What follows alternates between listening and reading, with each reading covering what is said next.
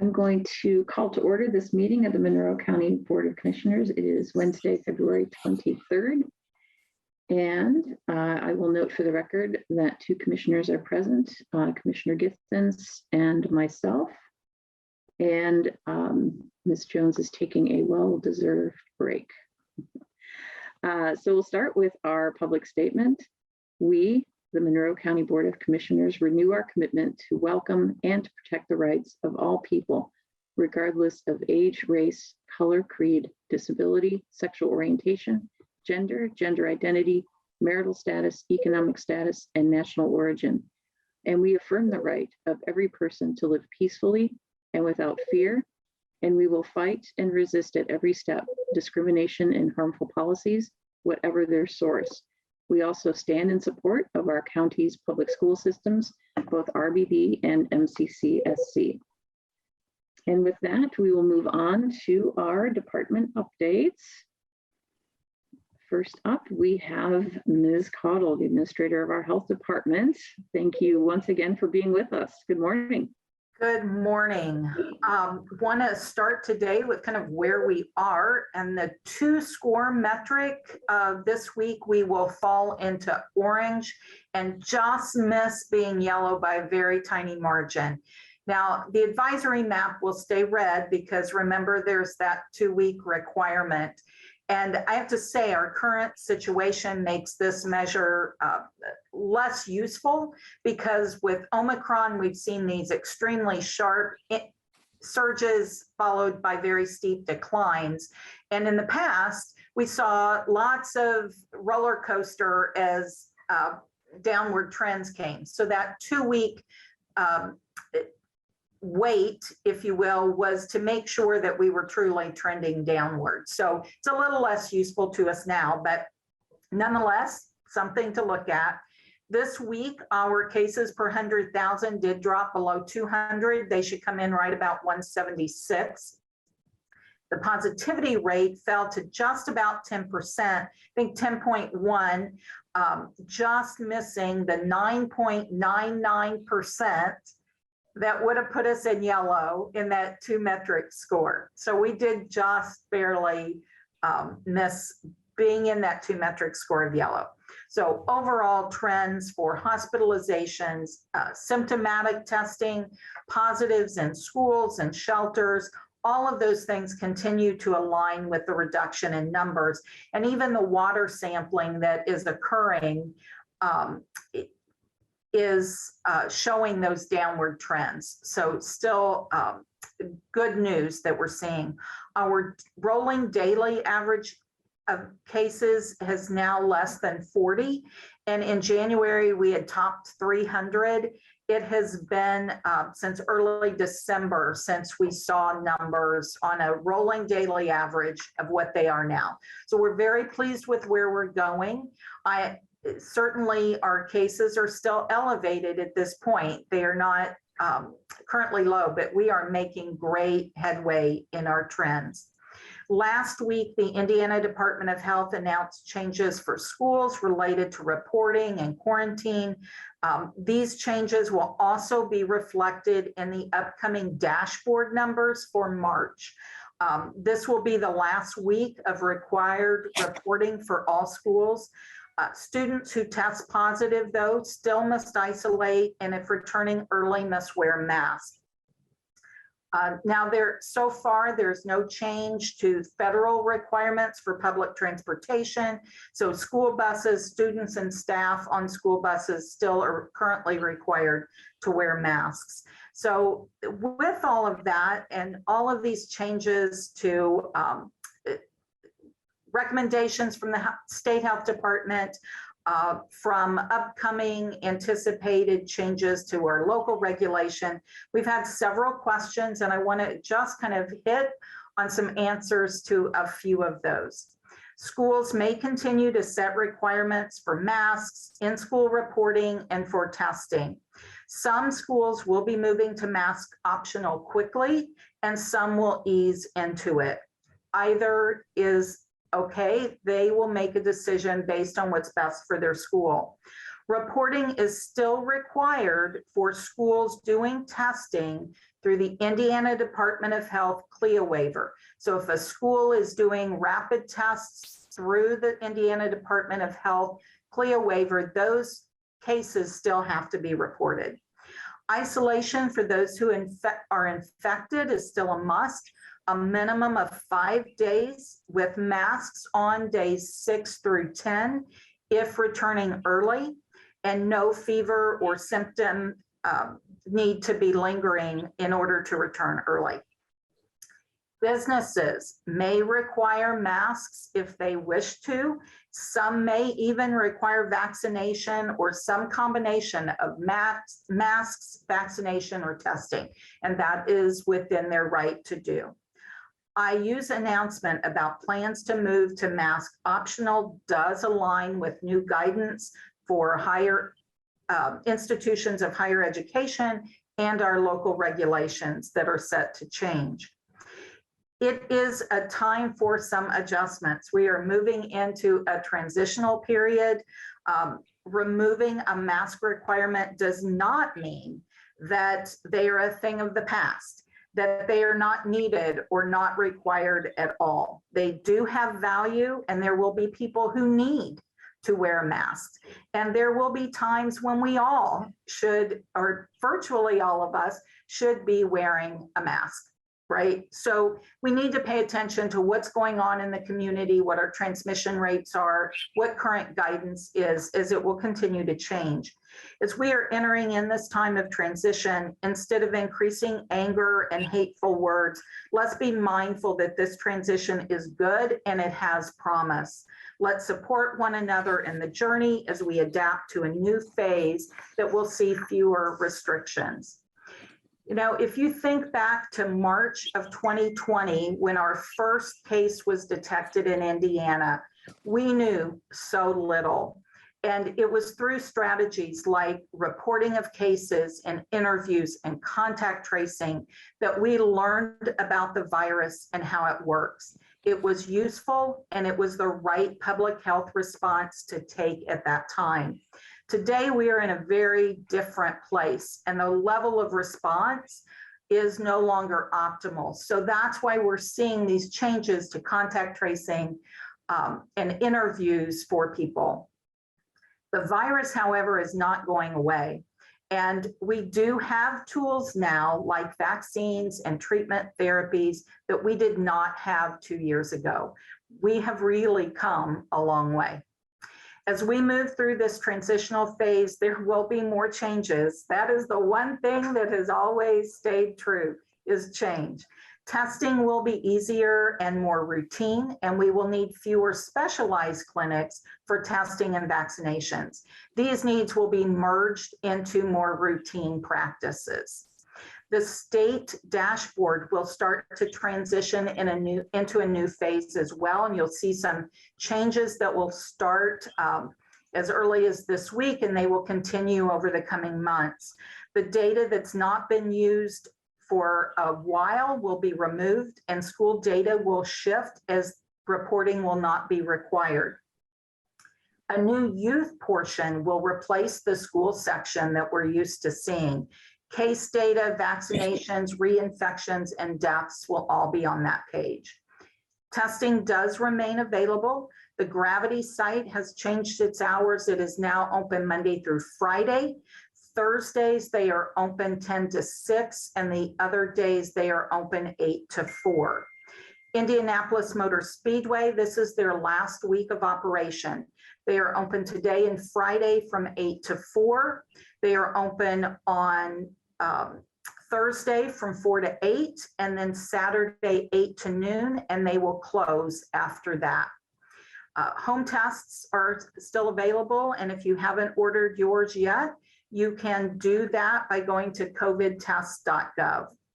Vaccine is still available. We encourage you, if you have not yet gotten your vaccine, to do that. Get your booster, stay up to date. Our public health clinic remains open for vaccines. Pharmacies, providers, mobile clinics throughout Indiana still have vaccine available. So do try to stay up to date. And with that, I will just end on a way to kind of get your children back on track. If they have missed some school vaccines, There's an opportunity going on today from 3 to 7 at Ivy Tech. Vaccines for schools and sports, as well as COVID-19, will be available. There will be some freebies, some school supplies, some food, some door prizes available while they last. Registration is encouraged, but it is not required. So here's some details, and then I'll put them in the chat if maybe we can share them if there's a way to do that. So visit mdwise.org, back on track. And you can get information by visiting that, mdwise.org, back on track, or you can call 800-356-1204. And to register, you can go to patients.vaxcare/registration. And then there's an enrollment number, IN 97832. And we have posted this information on our Facebook page. I know the commissioners have shared that as well. And I will put that in the chat feature, but registration's preferred, but it is not required. So if you miss all that and you can't access it, Ivy Tech today, 3 to 7. Thank you. All right, thank you so much, Ms. Cottle. Comments, questions, Commissioner Giffens? Well, a comment and two questions. I really like the term mask optional. I have to say that I hope that we continue to push that this is a way to, we need to make sure that there's no friction because the people who choose to mask and those who don't choose to mask. So we ought to just let people make their own decisions about this at this point going forward after March the 4th. So I got 2 questions yesterday in a different meeting. Will the kind of COVID mapping continue that we've seen, that metric map through the state after March 4th? Because it doesn't seem like they'll be doing some of the same testing. Right. Was one question. Certainly. So the maps will change over time. As I said, the dashboard is definitely going to change over the next few months. The testing and vaccine maps will remain definitely, even though testing sites, extra sites will decrease. So state-funded sites, special sites will decrease. We still have those pharmacies and clinics who are on those sites and will be available. Mobile clinics will still be going out. Maybe not just doing COVID, but maybe all of our school vaccines and those kinds of things. So that will continue probably the longest. There will be changes to the other metrics maps as reporting changes and those kinds of things. So yeah, stay tuned. The next few months, I think probably every month you will see some changes to the dashboard.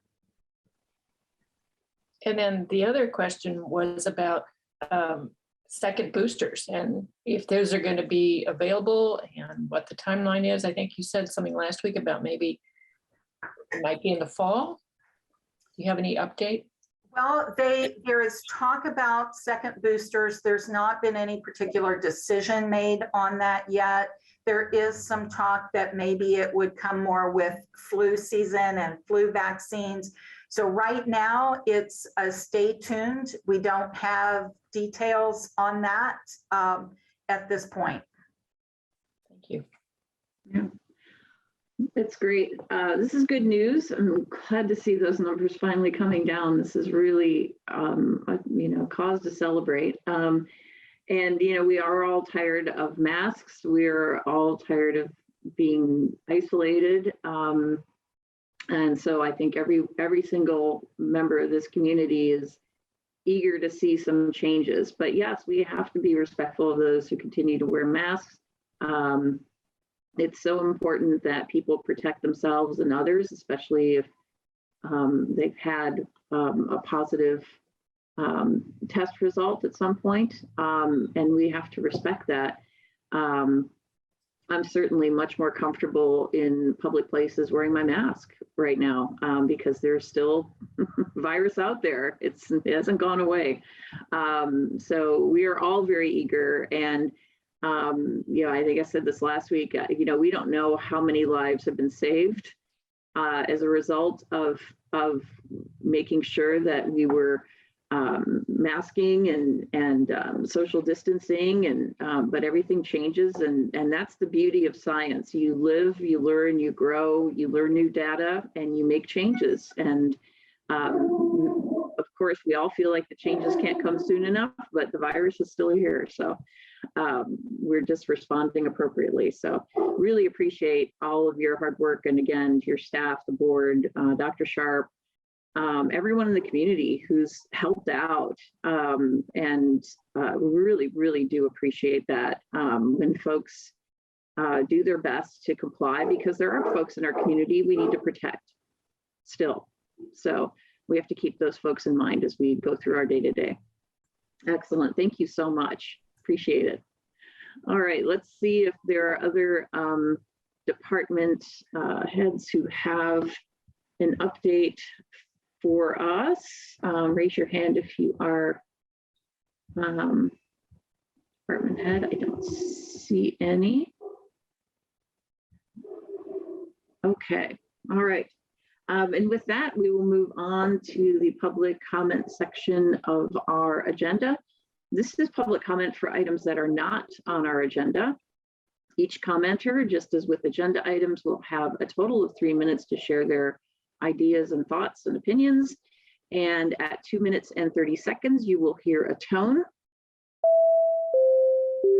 Thank you so much. And when you hear that tone, you have 30 seconds to wrap up your thoughts. We will ask you to verify your name and to note whether or not you are a Monroe County resident. And so with that, does anybody have any public comment they wish to make? All right, I do not see any. So we will move on to our next agenda item. I move approval of the minutes from February 16th, 2022. I'm going to go ahead and second that. Any edits, corrections? I didn't see any. Great, thank you so much. Mr. Copper, will you please call the roll on approval of minutes February 16th, 2022?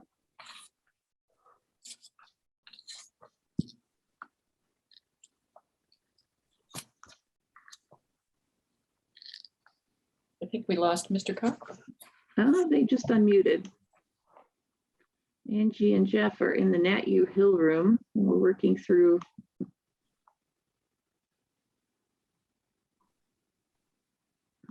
And I do not hear them.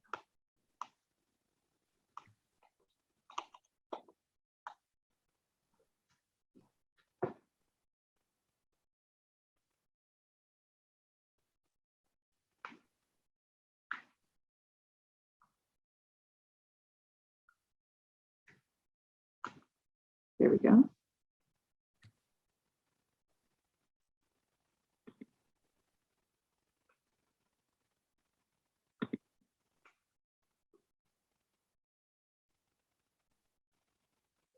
So Mr. Cockrell, will you please call the roll on approval of the minutes for February 16th, 2022?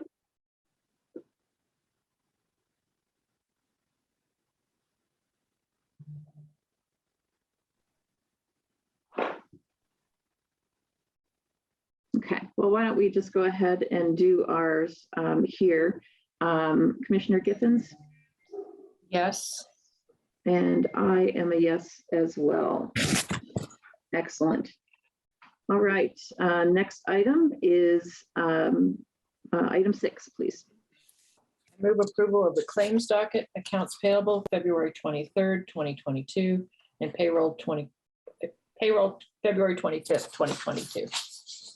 I will second that. Mr. Miller, good morning. Tell us all about it. Good morning, commissioners. The total for claims was $984,855.82.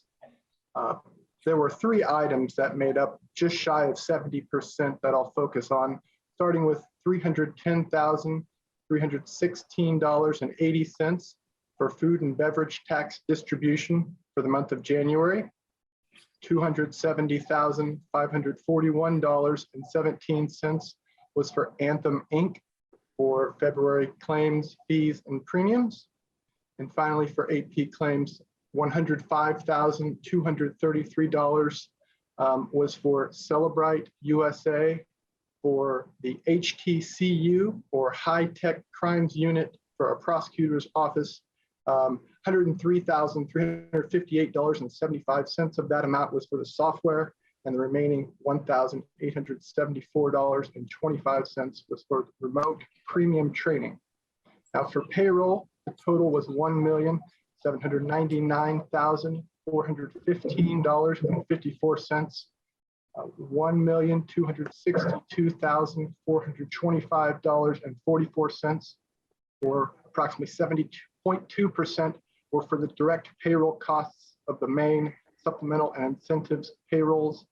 And finally, $536,990.10, or the remaining 29.8%, were for the indirect payroll costs, primarily for taxes and retirement. Excellent. Thank you so much, Mr. Miller. Comments, questions, Commissioner Giffens? No, it looked all straightforward to me this week. And let's see if there's any public comment on this item. Raise your hand on the Zoom screen, please.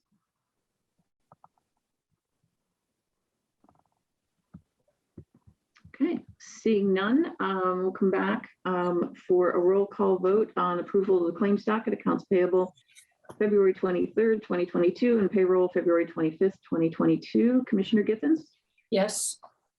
And I vote yes as well. Motion carries 2-0. Thank you so much. I will note that we have received a report from the treasurer from January of 2022, and we will move on to new business, please.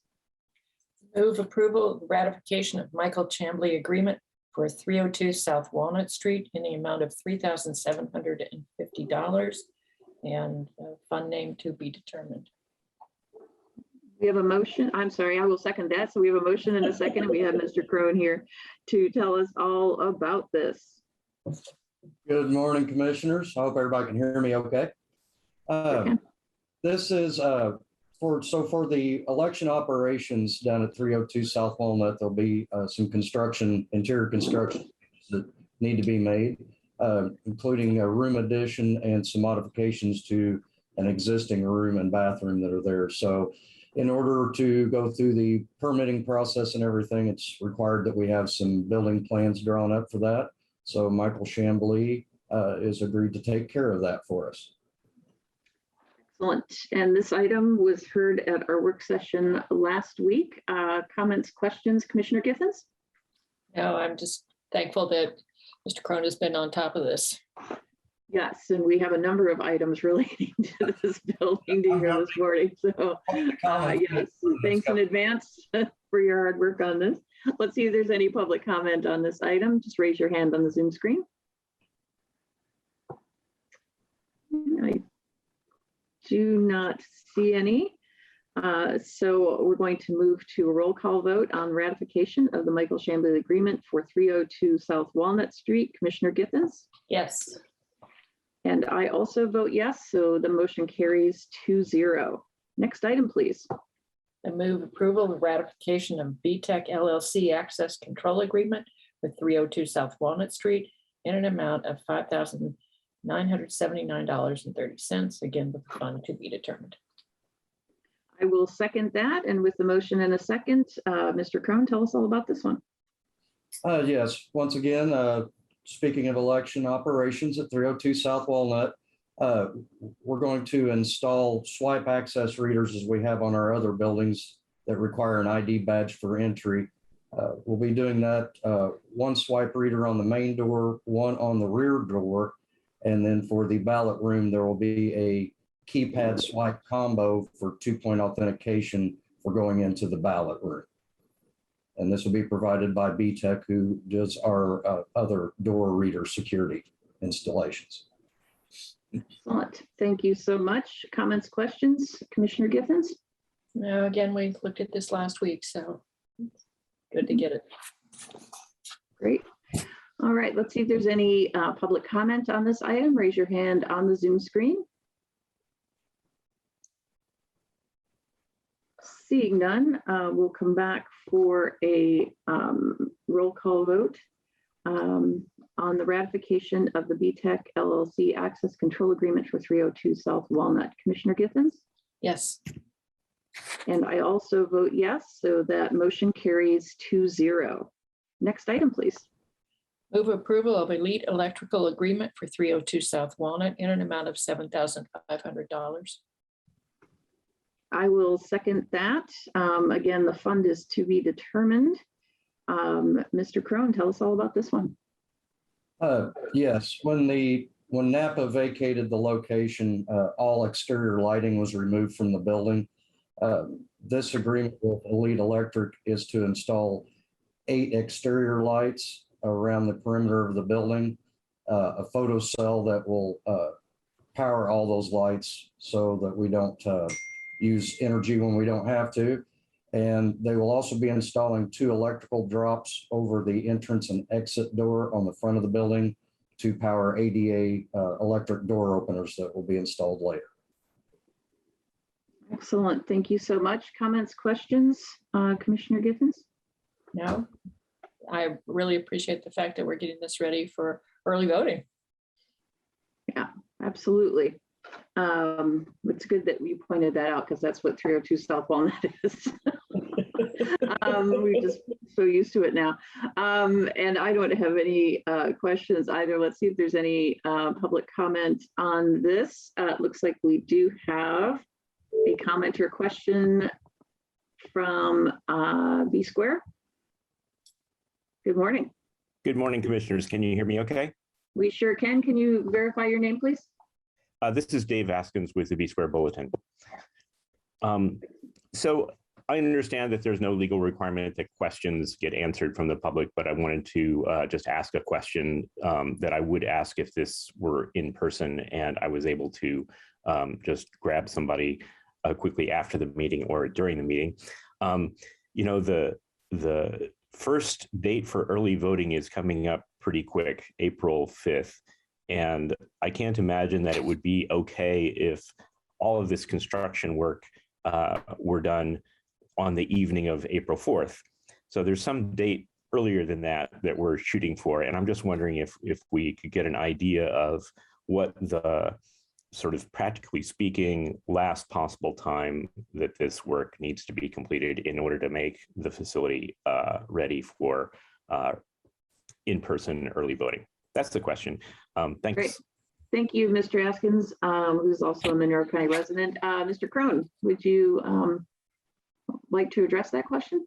Yes, absolutely. We definitely recognize that time is of the essence with this project, but the work that is required in order to use that as an early voting site, we're working our best to have that work completed by the end of March, well ahead of the April 5th voting, which would allow elections to get in there and set up the way they'd like to. So we're looking, like I said, for the last week of March to complete work. No work will be going on during election periods. Yeah, that's a great point. Thank you for that, Mr. Crone. Is there anyone else who wishes to offer public comment on this item? Okay, seeing none, we'll come back for a roll call vote. Mr. Cockrell has joined us again. If you would please call the roll on the Elite Electrical Agreement for 302 South Walnut Street. Commissioner Thomas. Yes. Commissioner Githens. Yes. Motion is approved 2-0. Great. Thank you so much. Next item, please. Move approval of contract with Van Horn Tent and Accessories for 302 South Walnut Street in the amount of $4,964 in a fund to be determined. Great. I will second that. Mr. Crone, please. Okay, once again, we're speaking of election operations for all those who are listening and what 302 South Walnut keeps popping up. So that location has 6 sets of large windows that measure 8 foot by 12 foot, running 3 sides of the building, as well as the entry and exit doors are glass. It's desired to obscure view from the street for the voters that are inside the building during elections, as well as cutting down any heat and glare created from all the sun coming in those large windows. So it was determined, we looked at many blinds and things of that nature, and it was determined that window tint, reflective window tint was the most cost-effective solution. So this is for Van Horn Window and Tint, who is a local company, to come in and take care of that for us. Excellent. Comments, questions, Commissioner Githens? Yeah, so many pieces to take care of with all of this. It's amazing. I do want to remind the public too that this is across from the bus terminal. Hopefully will make boating easier, and we think that there's very good parking in the area as well. Yes, absolutely. Great parking in the area, really, and which will be a big help. Again, I know that there are many pieces that have to fit together all at once, and appreciate that all the effort that's going in to making this happen. I know this has been a really pretty big project, and the timeline is very, very short, as you know. I was just going to ask a quick question. So once this tint is in, people inside the building can see outside, but people outside can't see inside. Is that correct? Correct. It's similar to the same product you see installed on car windows, except this actually has a reflective, you'll see it on a lot of businesses where it has that semi-transparent mirrored effect. So it doesn't obscure all view from the inside out, and it doesn't 100% eliminate to the inside, because we do want some light to transfer in. So, but that's what you're looking at if you want to compare it to window car tint. Great, and that provides great security for voters at the Franklin booths who are marking ballots. Excellent. Great, thank you so much. Let's see if there's any public comment on this item. Please raise your hand on the Zoom screen.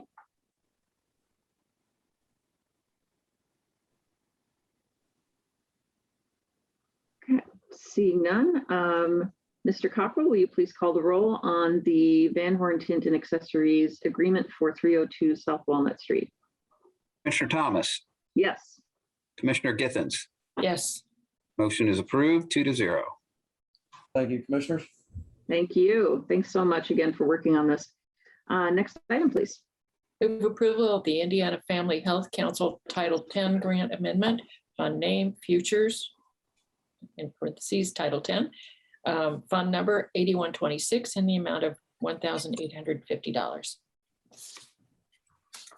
I will second that. We have a motion and a second. Ms. Cottle, will you tell us all about this, please? Sure, this is a last minute additional that we received. Earlier this fall, we had an opportunity to apply for some additional Title 10 funds, and we put in for some funds to enhance and build a more robust telehealth option for our clinic. And the Indiana Family Health Council collected all of our needs and wants and submitted as the larger group. And so this was awarded. And so this is a small amount of money. It doesn't take a whole lot. There'll be some training, a little bit of some supplies, and perhaps a laptop to help us with that telehealth portion so that we can communicate, essentially, you think about via Zoom, sort of, and our nurse practitioner and nurses will be able to communicate and help people without them having to always come into the clinic. And certainly COVID-19 has taught us that that is a very, very useful tool, and something that we want to be able to continue. Yeah, absolutely. It's great. Comments, questions, Commissioner Githens? One of the things I really appreciate about the telehealth is that when people aren't coming into a facility, there's less opportunity to spread disease. It's just amazing. Yeah. Telehealth is wonderful. Really a great thing. And it's nice that the Indiana Family Health Council recognizes its value. That's really a great thing. So thanks for going after this grant. Let's see if there's any public comment on this item. Please raise your hand on the Zoom screen. All right, Seeing none, Mr. Cockrell, will you please call the roll on the Indiana Family Health Council Title 10 grant amendment? Commissioner Thomas, Yes. Commissioner Githens. Yes. Motion is approved, 2-0. Thank you so much. Thank you. All right. Next item, please. Move approval of the 2022 Election Day proposed polling sites. I will second that. And we have Ms. Martin here. Good morning. Good morning. Can you hear me? Sure can. Okay, so this is our list of the 29 election day polls that we would like to use in 2022 election. If we choose them for the primary, we will also use them for the general. We have fewer polls this time because we're trying to build back up. We did lose some smaller poll sites like Bloomington City Utilities, the Ellisville Fire Station, and Bloomington Public Transportation. We moved those due to the pandemic in the 2020 election. They were lovely sites, but we had to move on. Not Tri-North, but Bloomington High School North has asked to be a polling site. So we have increased to that one. And right now that's what we have. Hopefully, as we get through this pandemic, we will grow even more polling sites. But as of today, we're using 29. Great. Thank you so much. I don't know if TSD can put that list up on the screen for us. Is there a list that includes the precincts as well? I can provide you. Well, the problem, not the problem, but we are moving some precincts to another polling site due to it's kind of silly to pass a polling site to go to a polling site.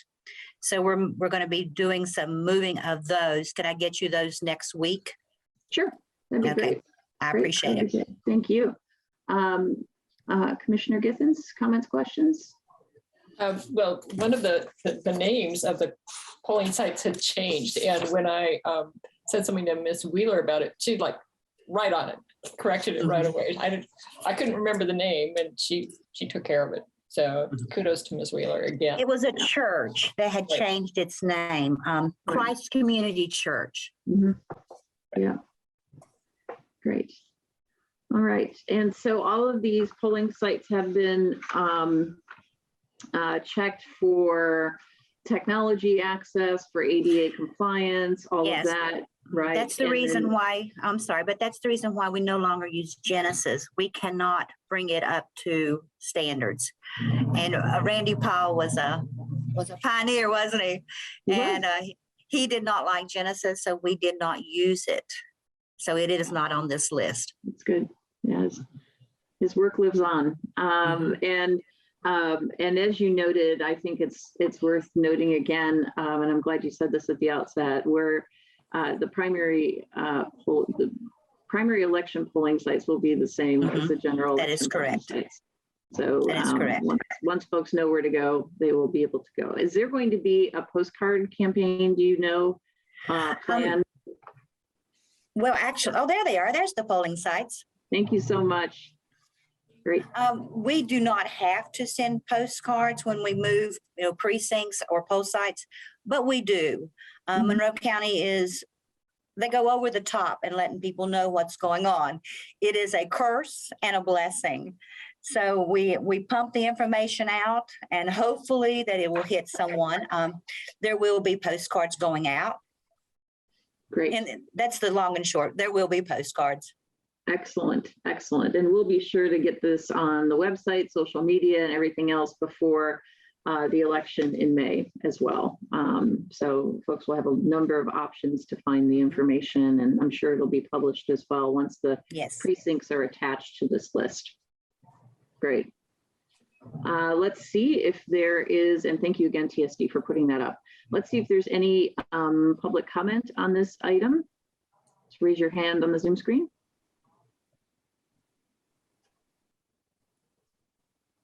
Okay, seeing none, Mr. Cockrell, will you please call the roll on the approval of the 2022 Election Day proposed polling sites?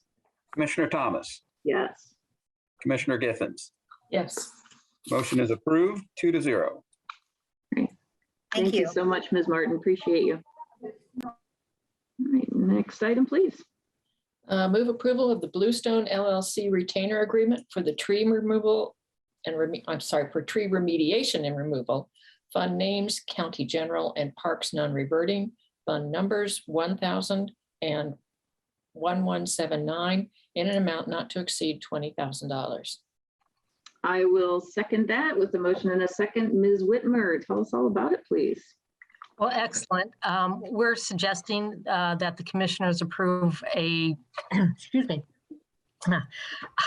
a retainer agreement for tree remediation and removal in not to exceed $20,000. But why we're doing this is because we want to make sure we have a company on call that has large enough equipment and staff who can safely and quickly perform these duties in case our park staff is not able to. Great. Thank you so much. Comments, questions, Commissioner Githens?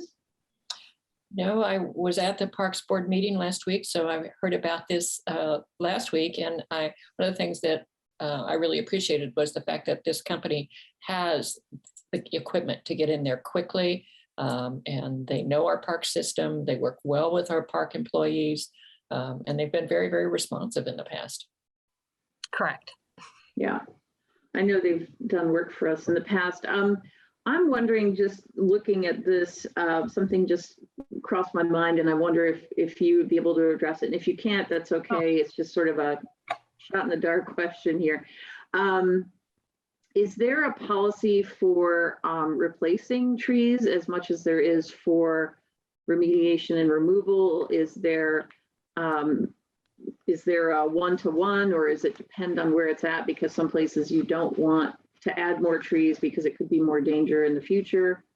Can you talk about that a little bit? Yes, we don't have a policy like one-to-one or anything like that, but we've been spending the last couple of years $10,000 on trees, and then we put them where we think they are most needed in each park. Excellent. Great. It's always good to talk about the positives when you have to talk about the negatives. Okay, excellent. Thank you so much for that information. That's appreciated.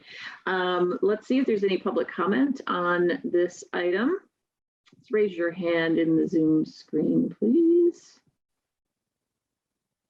Seeing none, Mr. Cockrell, will you please call the roll on the retainer agreement with Bluestone LLC for tree remediation and removal? Commissioner Thomas, Yes. Commissioner Githens. Yes. Motion is approved 2-0. Great. Next item, please. Move approval of Graber Post Buildings, Inc. for Karst Farm Park Commons Building. Fund name, Parks Non-Reverting. Fund numbers 1179 and 1178 in an amount not to exceed $28,453. I will second that. Would you tell us all about it, Ms. Whitmer, please? Yes, our Commons building at Karst Farm Park, we have wood siding that is over 30 years old and critters are living in it. So we believe the best way to spend money is to put metal on top of this and we've already replaced the roof and the gutter. So this is just something that you have to do to keep a building going, and hopefully this will help us for a few decades. That sounds great. Comments, questions, Commissioner Githens? Well, again, I heard about this last week, and I think one of the things that really struck me was that it's the door frames that are also having a lot of problems. And part of this is to replace 2 doors. We have one falling off the hinges. Yeah, that's great. Appreciate that you're keeping everything up to date and renovated as needed. Let's see if there's any public comment on this item. Just raise your hand in the Zoom screen, please. Okay, seeing none, Mr. Cockrell, will you please call the roll on the agreement with Graber Post Buildings for Karst Farm Park Commons Building? Commissioner Thomas, Yes. Commissioner Githens. Yes. Motion is approved 2-0. Thank you. Thank you so much. All right, next item, please. Move approval of F&E Payment Pros Agreement for 2022 tax statements. Fund name, County General. Fund number 1,000 in the amount of $3,565. I will second that. And we have our treasurer, Ms. McClellan, here to tell us all about it. Good morning. Good morning, Commissioners. This agreement is with F&E Payment Pros. It is for a slight increase in the annual maintenance agreement for a scanner that we have in our office. The scanner is the hardware, and it gets visited by a maintenance tech twice a year.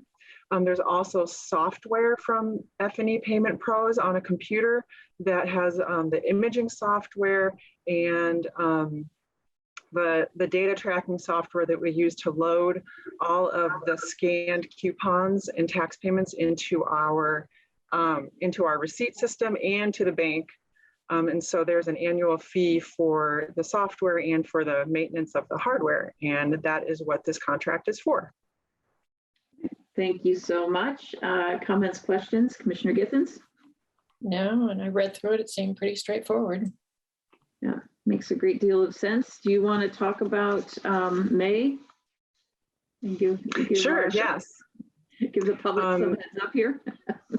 May tax statements will go, our target mail date is April 1st. So they'll go out as close to that date as we can. And we are open to the public. We're open for tax payments. Open every day, 8 to 4.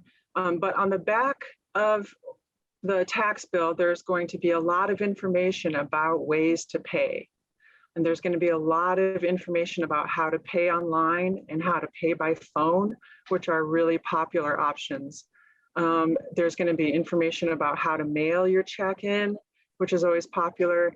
And then there's also the drop box, which is a locked container outside of the north doors of the courthouse on the old historic courthouse on the square. All of that information is going to be on the back of your tax bill. So take a look at that and call us. Our phone number will be on there and our email will be on there. So if you have questions, you don't need to come in. It's much quicker to call or email us and we can get your question answered. Excellent. Thank you so much. What a great service to have a number of options to pay safely in this time of COVID. Appreciate that. Let's see if there's any public comment on this item. Just raise your hand on the Zoom screen.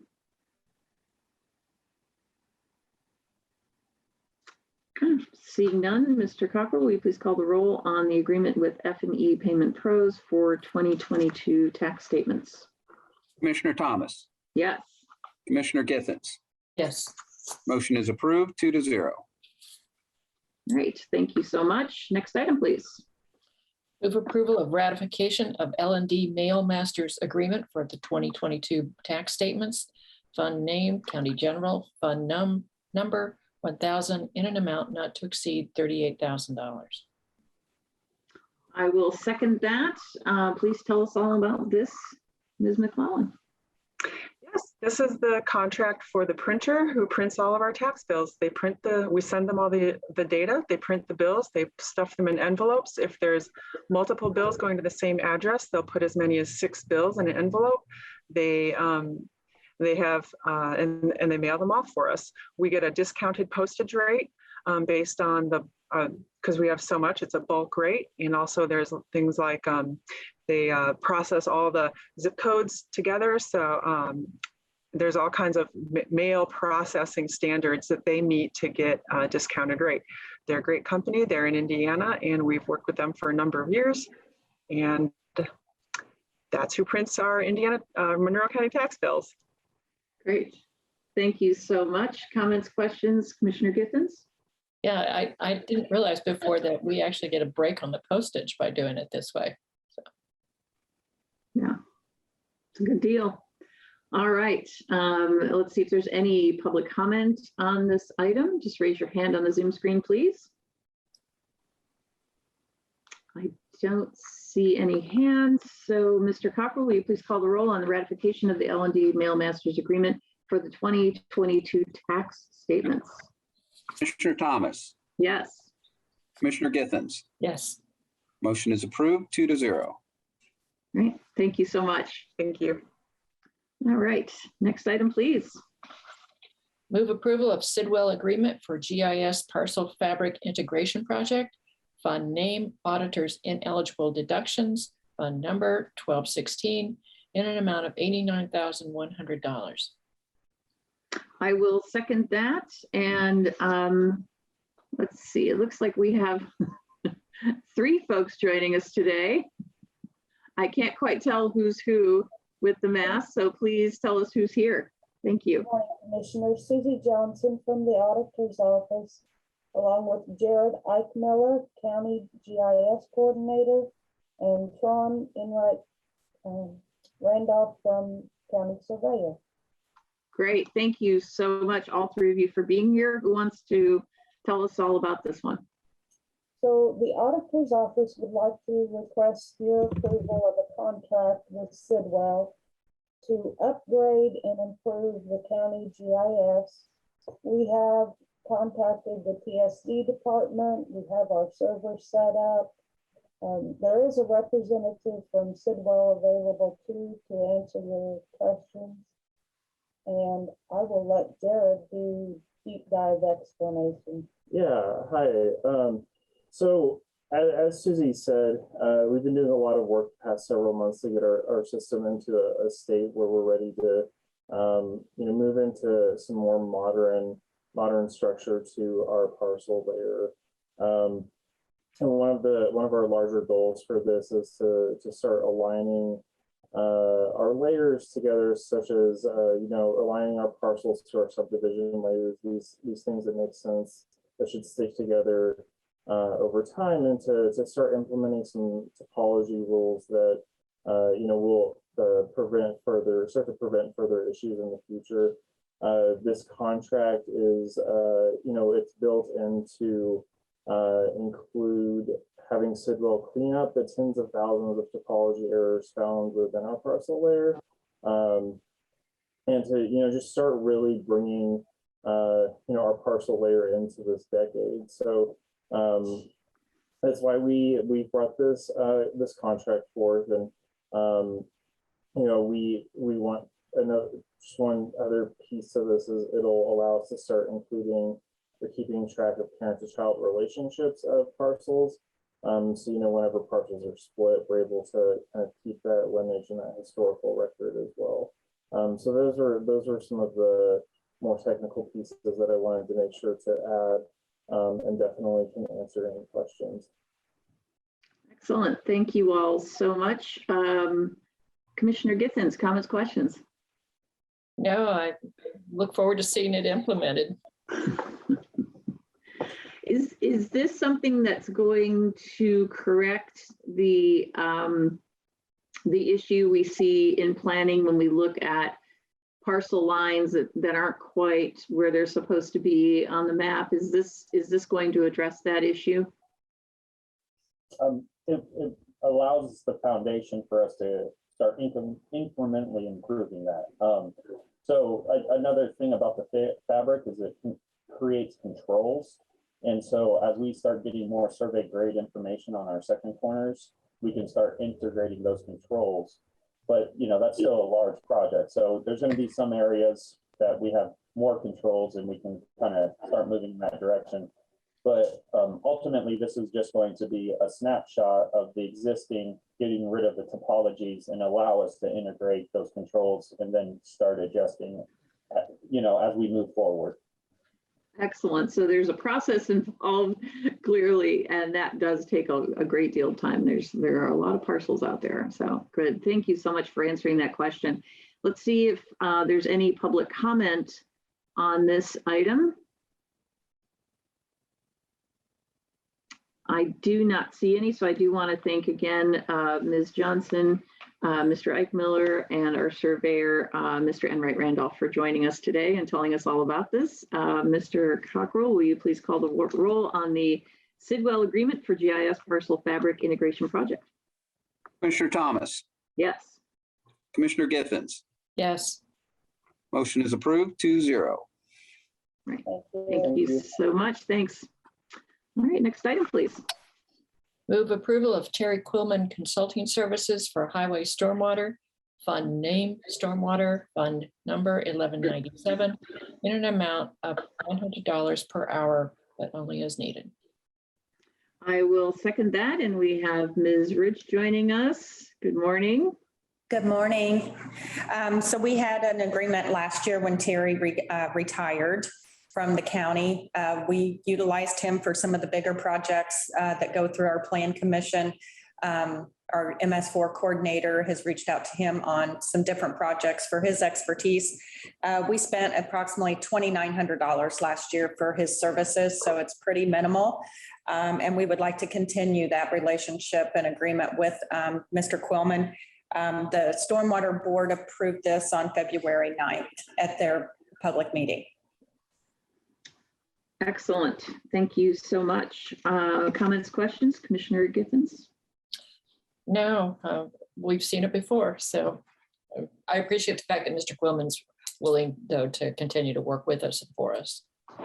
Yeah, we are too. Yeah, he's got a great deal of experience in Monroe County and elsewhere, and that's really valuable to have at our disposal if we need it. So I'm glad that he's willing to do this as well. Let's see if there's any public comment on this item. Raise your hand in the Zoom screen, please, if you do.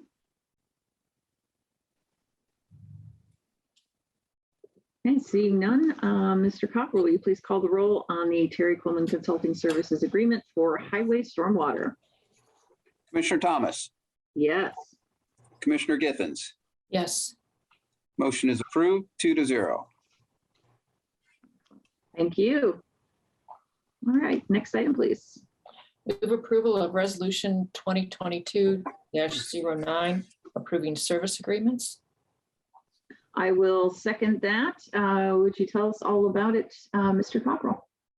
Yes, the first thing I will note is that in the clerks, there is a Pitney Bowes with the amount of, it should be $2,706.60. There's a period instead of a comma in that. So, but this is essentially, we've got some claims from the clerk and some contracts from the clerk for services, as well as 4 from the Redevelopment Commission. Tree Martin is on the call and she could probably explain the clerk stuff a little better than I could. But the 4 for the Redevelopment Commission is for our annual reports that we are required to get submitted to the council and to the gateway in April. So we really like to get those moving and get those approved today. And if you have any questions about the clerk stuff, a couple are for Pitney Bowes, 2 are for Midwest Presort, which is the mailing application, and then some software and shredding agreements. Great, thank you so much. Comments, questions, Commissioner Githens? No, I'm glad that, I hope that on the minutes that the typo can be rectified. Yeah. All right, yeah, I don't have any questions either. All of the information was helpful that's in the packet, so appreciate that. Let's see if there's any public comment on this item. Just raise your hand on the Zoom screen. Seeing none, Mr. Cockrell, will you please call the roll on Resolution 2022-09? Commissioner Thomas. Yes. Commissioner Githens. Yes. Motion is approved, 2-0. Excellent, thank you so much. Commissioner Githens, would you be willing to have a 5-minute break at this point? Would that be all right with you? Yeah. Okay, excellent. We're going to take a quick recess and we will be back at 11:05. Thank you so much. All right. I'm going to bring this meeting back out of recess, call it back to order. And we are on item N, please. Move approval of Ordinance 2022-02, amend zoning ordinance chapter 814, permits and certificates. I will second that. And we have Ms. Nestor Jelen here from the Planning Department to tell us all about it. Good morning. Good morning, commissioners. Can you see my screen okay with the ordinance update? Okay, great. So This is ordinance 2022-2. It is an amendment to chapter 814 permits and certificates. So I just would like to first summarize what the purpose of this amendment is and then go through the specific changes that we're proposing. So the purpose of this amendment is to amend the criteria under the improvement location permits to require a permit prior to changing the use of any building, structure, or lot. This amendment will allow us to have clear understanding between the public and our office of when a permit is required.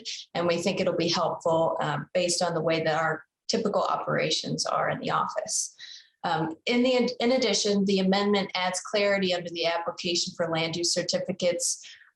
It amends it to say that we're now onto an online permitting software instead of providing physical copies. And then it also adds requirements at the administrator's discretion for some sites that are commercially used to have as-built or and also to provide survey stakes when we go out and do our last site visit to make sure that sensitive areas such as karst features or stormwater facilities are appropriately staked so that we can make sure that they are following all protective measures and that they appear to be similar in size to what the construction plans call for. And then lastly, we're amending the ordinance to have what's called a conditional land use certificate, which will allow someone to obtain occupancy of new construction of a building if the only improvement remaining is landscaping. This conditional land use certificate can be amended to be adding more time, but the reason for it is just to accommodate the seasonality for landscaping in southern Indiana. So I'd like to just go through quickly some of these changes. So under 814-1 is the requirements for when someone requires an improvement location permit. Typically, people don't see improvement location permits. They're tied to building permits. And so when someone applies for a building permit, our planning jurisdiction, if it is in the county, does a review. And if it is meeting all requirements, they get issued an improvement location permit, and then that is followed by a building permit. So if someone is making a change in use to any portion of the building structure or lot, they will now be required to get an improvement location permit. So that could be changing the building from residential to commercial, would require a permit. And then we're just clarifying to make sure it's consistent throughout the ordinance that it's change in use.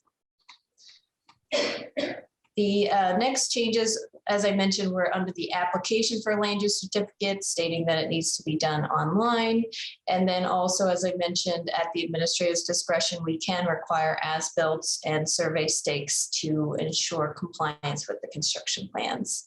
And then we are also asking that we have closer to 10 days since with the new permitting software, when someone's applying for the final land use certificate, which is saying that this is in full compliance with what they said they would do under the construction plans, under the permit. The stormwater division, highway department, planning, building, we all have to have time to review the site and make sure that we can all sign off. So 10 days we feel is appropriate for being able to get that done for someone that has a complete application and they're actually at the point in which they can require a land use certificate. And then also, as I mentioned, the 6-month extension to give a conditional land use certificate, that would allow the building department to give a certificate of occupancy, and then it would trigger us to go out in 6 months and make sure that landscaping is installed by that point. If they do need an additional amount of time, they can apply for one last 6-month period at the administrator's discretion in good faith that they've tried to acquire appropriate landscaping or put it in. You know, we want to make sure that they are able to get the landscaping in and that it is installed and maintained in perpetuity. So if any landscaping dies, they actually are required to put that back in place. So in order to just do it once and to do it correctly, we understand that there may need to be a little bit of time granted to do that. So that is the summary of the 814 amendments, and I can take any questions that you might have. It would help if I unmute. Thank you so much, Ms. Nestor-Jelen. We appreciate you. Comments, questions, Commissioner Gibbons? 2 quick things. Would you please explain to the public what it means for something that's as built And also is the 10-day approval 10 calendar days or 10 work days? Two good questions. So I'll start with the as-built question. So if something is requiring an as-built, that means that a surveyor goes out to the site and stakes the building as it was constructed, as opposed to the proposed location of the construction. And then we can overlay those two and make sure that the as-built matches the proposed construction. And then the 10 days under the ordinance, it's actually calendar days. So it is typically, I think there is in chapter 800, I believe we can exclude maybe holidays, but I believe that it is calendar days. Thank you. All right. Thank you so much. Let's see, and I don't have any questions. I've seen this many times, and we've talked it through in a number of different committees and plan commission. Let's see if there's any questions or comments from the public. Just raise your hand on the Zoom screen. And seeing none, Mr. Cockrell, will you please call the roll on ordinance 2022-02? Commissioner Thomas. Yes. Commissioner Githens. Yes. Motion is approved 2-0. So much. All right. Next item, please. Move approval of ordinance 2022-03, amend zoning ordinance chapter 802, zones and permitted use. I will second that. Ms. Nestor-Jelen, will you please tell us all about this? Sure. So this is another text amendment. This is to a different ordinance chapter 802. The purpose of this amendment is to add a new use called scrap metal processing facility. And this use would only be permitted in the heavy industrial zone under our zoning map. This amendment includes a definition that is aligned with the Indiana state statute and also places standards for the permitted use, which includes the following. The facility is accessed and served by a road infrastructure sufficient to safely transport scrap metal by truck bed, trailer, or semi-trailer, and is sufficiently buffered by natural objects, plantings, fences, or other appropriate means, so it is substantially screened from main traveled way of the system. The outdoor storage area shall be limited to 100,000 square feet or less and be located in an area that complies with the buildable area provision in chapter 804-4E. The need for this text amendment is due to the fact that scrap metal recycling is not considered solid waste by the Indiana Department of Environmental Management or the Solid Waste District, and therefore there is a gap currently in our zoning ordinance. So if a business desires to change their use to scrap metal processing facility use, they would have to meet the current requirements of the ordinance proposed in this text amendment and also apply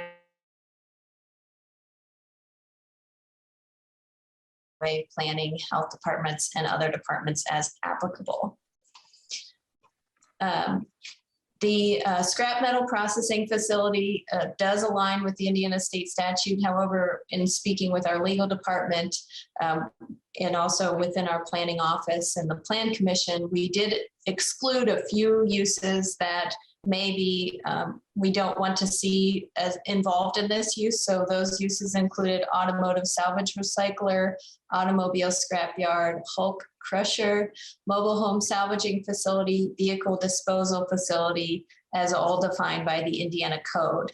Basically, this is just to avoid automotive storage, and a Hulk crusher is sort of like a machine that's crushing really heavy metal products, and then mobile home as well. So we just wanted to see a reduced number of scrap materials that may have harmful oils or things like that sitting at the site. So this will only be for iron, steel, or non-ferrous metal, and it is for remelting purposes only. So the purpose is not to put it back into the waste stream, but to actually remelt or reuse some of the scrap metal that's being purchased by the individual facility. So it is proposed to be under the manufacturing, mining, construction, and industrial use under our zoning ordinance, chapter 802.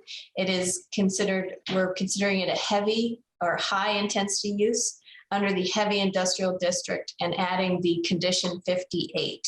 So as a permitted use with the condition 58, they would need to meet this condition and then also apply for the commercial site plan for review by all county departments, as I mentioned. So making sure that it's sufficiently buffered, outdoor storage area limited to 100,000 square feet, infrastructure needs to be built so that it is sufficient. And then lastly, I will say that the Plan Commission did send a positive recommendation of 7-0 for this text amendment. And I believe that is it. So I can take any questions that you have. Thank you so much. Comments, questions, Commissioner Githens? Yeah, I apologize that I didn't think of this earlier, but does this allow for this facility to melt down refrigerators and freezers, things that might have Freon in them? And if so, could we consider maybe putting that in as one of the items that are excluded from what can be processed there? This list does not exclude appliances, so that would be something that if you would like to see added to the definition, we would be able to do so, and then it would go back to the Plan Commission. I can see under the Indiana Code if there is sort of an umbrella definition that might cover appliance exclusion, but if not, we might just have to rework it a little bit if that is what you would prefer to do. I don't have a good mental picture, I guess, of how this will all occur. Is it all going to occur on a concrete pad where, you know, any spills can be contained? Or is it, you know, if not, then I'm concerned about some of the chemicals going into the soil, the aquifer, things like that. That's the reason I bring it up. Yes, so the outdoor storage area is limited in size, but we did not preface it that it would have to be on concrete or asphalt. So that is something that, if, again, it's a good suggestion. If you'd like to see that be added to this, we could add it. I think the process is the commissioners can add amendments, and I could pass that by legal, send it to you all for your review, and then it goes back to the Plan Commission. And if the Plan Commission agrees, I believe at that point it becomes effective. So those are two good suggestions. Did you have anything else, Commissioner Githens? No, and I apologize again that those things didn't occur to me earlier to bring to you. Yeah. I missed the very beginning of this Plan Commission meeting where this was voted on, and I would have been a no vote. And here's why. This is a general change to our ordinance that would impact anybody who wants to do this kind of work in heavy industrial. And I recognize that. However, this amendment is being offered as a result of a specific petitioner wanting to provide this service. And I find it really, it's just not limited enough for my taste. I am concerned because we have had events in county's history where fluids, oils, PCBs have leached into our groundwater and into our environment. And I don't want this to happen again. One of the things that I know this particular petitioner has been involved in is, I believe that they also process ordinance from Crane. And I would want some very specific things here about containment of fluids or exclusion, as Commissioner Githens pointed out an actual exclusion for anything containing Freon or any motor vehicles or anything with a battery. I mean, it really would be pretty exclusionary for me to be comfortable with this.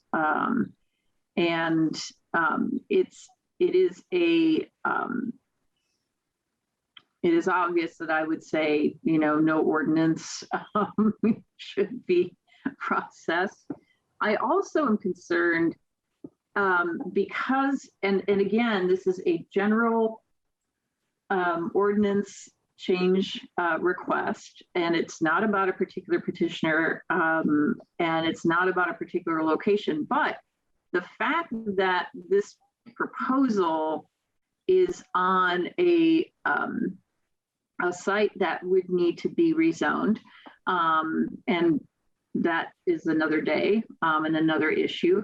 I have concerns because I believe near or on that site is a wetland feature.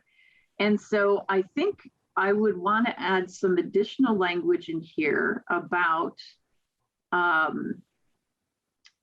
not being on a parcel with open waterways, wetlands. They would have to have appropriate containment for what they're doing.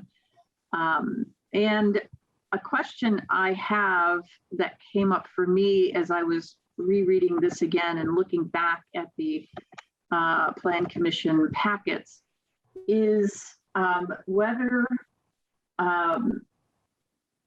they can actually, when the word processing is used, if they can actually perform the melting or the smelting, as it were, or if it is just simply a collection site. And I think we need to be really clear about that, because those are two very different things. And again, you have the potential for noxious fumes and other things that people don't want to be around. And clearly heavy industrial would normally be in an area where there wouldn't be residential environments nearby. However, if it does include the actual processing, not just the crushing or whatever, but if it's actual processing of any of this, I would want to require that it be located a sufficient distance away from residents. So there's a lot here and a lot of concerns that we've expressed. And I think to keep this going, I would recommend that we continue this item for a couple of weeks, if that's okay. And that would bring us to March 9th meeting, if that sounds doable, or we can go to the 16th, if that's better for you, Ms. Nestor-Jelen, to give you time to work with legal on this. Okay. I think let's go ahead and do March 9th for now. And I will see if by that fourth date, March 4th date, if I'm not able to get something that matches all of the comments that I've received today, then I'll push it back an additional week.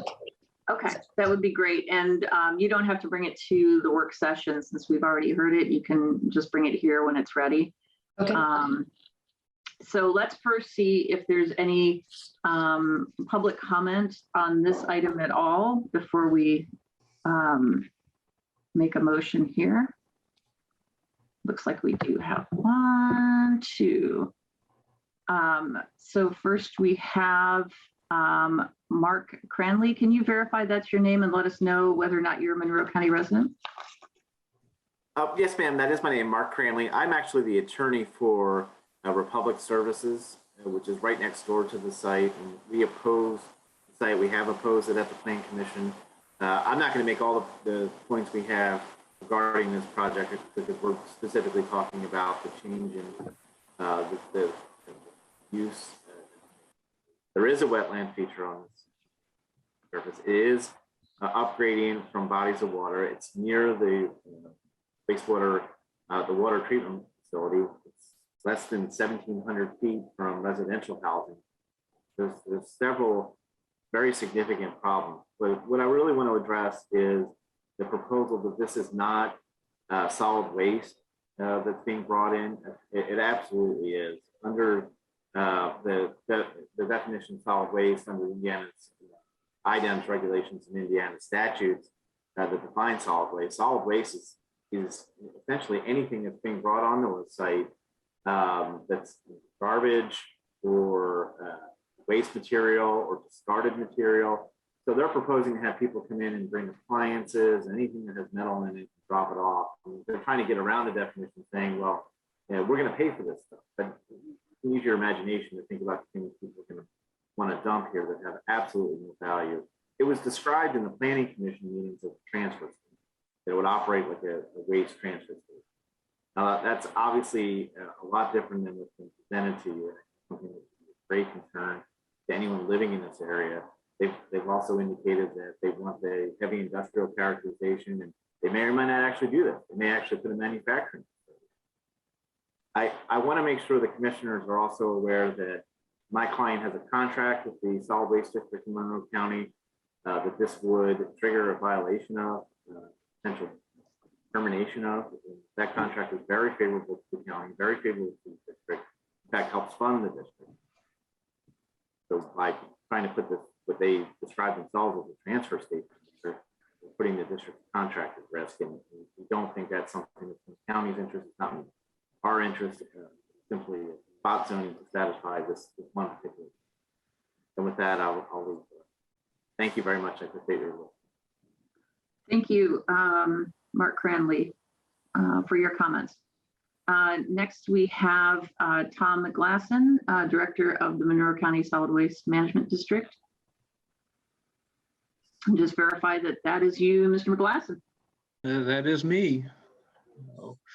I appreciate the time this morning, and I guess I'm not going to try to respond to some of the previous commenters, comments. That's not what the agenda item today is about. But I did want to make some comments. I first apologize that I was not in attendance at last week's Plan Commission meeting, where I think there was some terminology and language used that created some confusion. When there was reference made, or term transfer station was used to reference the pending facility that created some of this confusion. And I'm glad to see this agenda item in an attempt to add a separate distinction for a scrap metal processor. I mean, that is what this facility is. The state defines it separately from a solid waste facility in IC 1311-2. And along those lines, was to try maybe offer some clarification to some questions, comments raised earlier. The state definition of a scrap metal processor doesn't necessarily prohibit melting and smelting on site, but it does specifically state that the term does not include a steel mill. And it also defines a processor as an entity whose principal product is scrap iron, scrap steel, or non-ferrous scrap for sale for remelting purposes. So again, doesn't necessarily prohibit them from doing that by the definition. And then also with regard to, I think the specific question was Freon containing appliances. In the state statute, also in IC 1311-2, there's a definition for white goods that includes most large appliances that are discarded. And so that would include Freon appliances as well as some others. But you can look that up, and that may help you do get some of the information and research necessary to make the clarifications that were being asked about or looked for earlier. But that's really all I wanted to comment on today for the agenda item specific today. I'm not interested in discussing the proposed facility at this time. We'll wait till that's on the agenda. So thank you for your time.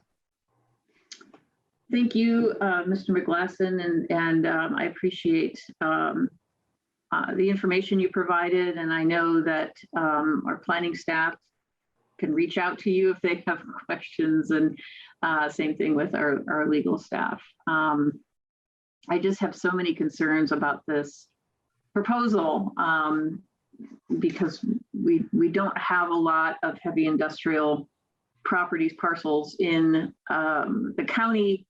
And, you know, I took a look at that zoning map and thought, is it appropriate here? Is it appropriate here? What can happen? And those were my biggest concerns. And I think we've both shared some concerns that we have. And I'm going to make a motion that we continue this item until at least our March 9th, 2022 meeting. Second that motion. Okay, we have a motion and a second. Any public comment on that motion? Okay.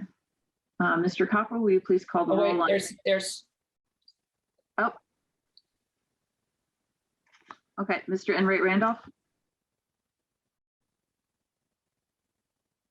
I just want to say, sitting on the Plan Commission, that I'm very happy that you're digging into this and really being very subjective to this proposed text amendment. I felt a little concerning with the fact that we're adding an additional use and then having a petition right behind it. So I'm very happy that you're really looking at this. One reason I was able to support the amendment was due to the fact that it made it to your desk, and every discussion item I heard, you know, if this comes back to the Plan Commission, I'd be willing to support what I've already heard as far as your discussion today. So I just really wanted to make sure that you're aware of the difficulty of this moving through the Plan Commission. And I see that you're really looking at this, and thank you. I really appreciate that. Thank you, Mr. Enright Randolph. Appreciate that. All right, let's see if there's anyone else. Thank you for catching that, Commissioner Giffens. I have the screen open and it's small to see raised hands. All right, I don't see any others. Mr. Cockrell, will you please call the roll on continuing Ordinance 2022-03 till March 9th? Commissioner Thomas. Yes. Commissioner Giffens. Yes. Motion to continue is approved 2-0. Right. Thank you so much, Ms. Nestor-Jelen. Sorry to throw more things at you, but that's the name of the game. No, I appreciate that. And Tom, if you're still on, I'll be reaching out to you. So thank you. Appreciate it. Thank you so much. Appreciate it. Appreciate your patience. All right. And we have an appointment. Yes, I move to appoint Susan Snyder Salmon to the Historic Preservation Board of Review. I will second that. Again, we always appreciate folks who are willing to serve. Mr. Cockrell, will you please call the roll on this appointment? Commissioner Thomas. Yes. Commissioner Giffens. Yes. Motion is approved 2-0. Great, thank you so much. Just have a few announcements. Just a reminder, the Township Assistance Fund is available for our county residents who are struggling to meet their basic needs due to the pandemic. And there's $200,000 that have gone through that fund. And if you need assistance with your basic necessities, please contact your township trustee. Every county resident who lives in a township, and that's whether you live in the city, a town, or neither. So you can go to 211.org, in211.org, or call 211 for information on contacting your township trustee. It also appears in the minutes of our meeting each week, and we thank Ms. Freeman for that. We are accepting applications for boards and commissions as we continue to do so. If you're interested, go to co.monroe.in.us. I will note that there are 2 Red Cross blood drives, Tuesday, March 29th, Wednesday, March 30th. The Tuesday event is from 10 to 3, and the Wednesday event is 1 to 6. Both of those are at Ivy Tech. Go to redcross.org to make an appointment, please. Also, the Board of Commissioners is proud and happy to provide office hours for the community to connect with us. It's been a really great service so far, and if you are a member of our community and you have comments or questions or need assistance with something, office hours are a great way to do that. Right now, it's via Zoom only. But you can look at our calendar at co.monroe.in.us. You will find daytime and evening appointments throughout the month. And it's your opportunity to chat with us one-on-one, and we look forward to chatting with you. So please come on to that Zoom link to join the office hours, and you will be put in a waiting room for a short time. We have some old magazines there, and we will bring you on.